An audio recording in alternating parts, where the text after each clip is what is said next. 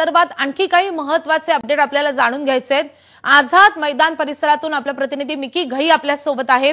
Mickey, Azad मैदानावर सध्या काय वातावरण आहे? या परिसरामध्ये शिवसैनिक, मनसैनिक किंवा महाविकास आघाडीचे इतर कार्यकर्ते जमा झालेत का? कशा रीतीने मोर्चाची तयारी केली जाते?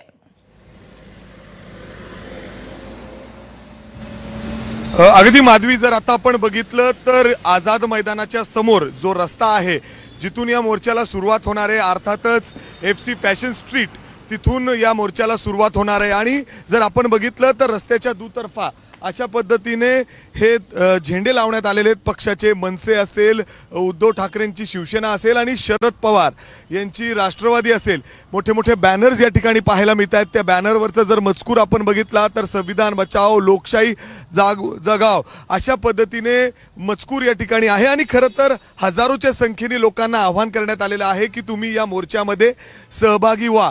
यासाठी जर आपण बघितलं तर स्वतः उद्धव ठाकरे आणि राज ठाकरे एकत्र येत आहेत, त्यामुळे जास्त आकर्षण आहे या मोर्चाचं। लोकांना उत्सुकता आहे की राज ठाकरे या ठिकाणी काय बोलतात, उद्धव ठाकरे काय बोलतात आणि त्याचबरोबर शरद पवार। परंतु आता जर आपण बघितलं तर व्यवस्था या ठिकाणी केली जाते, स्टेज टाकलं जाते, जागोजागी साऊंड्स या ठिकाणी लावण्यात आलेले आहेत जेणेकरून लोकांपर्यंत ही माहिती पोहोचावी।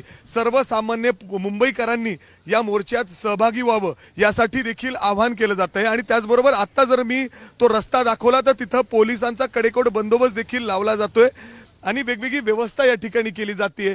लांब जिथपर्यंत आपली नजर जाईल तिथवर झेंडे आपल्याला पाहायला मिळतात, रस्त्याच्या दुतर्फा बॅनर्स आहेत, लोकांपर्यंत हे सगळं पोहोचावं हे प्रयत्न आहे। मात्र सगळ्यात महत्त्वाचं म्हणजे जवळपास 1च्या सुमारास जे नेते आहेत ते FC म्हणजे जे फॅशन स्ट्रीट आहे तिथं पोहोचतील आणि तिथून या मोर्चाला सुरुवात होईल।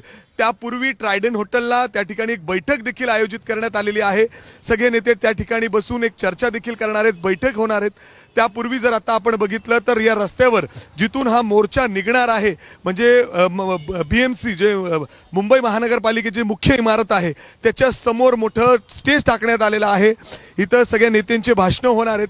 त्यापूर्वी जर आपण बघितलं तर रस्त्याच्या दुतर्फा पोलीस तैनात आहेत, बॅनर याच ठिकाणी वेगवेगळे लावण्यात आलेले आहेत आणि संपूर्ण रस्त्यावर अशा पद्धतीने हे पक्षाचे झेंडे लावण्यात आलेले आहेत आणि अशा पद्धतीने जय्यत तयारी या ठिकाणी पाहायला मिळते आणि काही वेळातच या ठिकाणी मोर्चाला सुरुवात होईल। मात्र त्यापूर्वी जर आपण बघितलं तर ही परिस्थिती आहे फॅशन स्ट्रीट ते मुंबई महानगरपालिकेचं जो मुख्य इमारत आहे तिथपर्यंतची ही सगळी परिस्थिती आणि सगळ्यांना आता उत्सुकता आहे।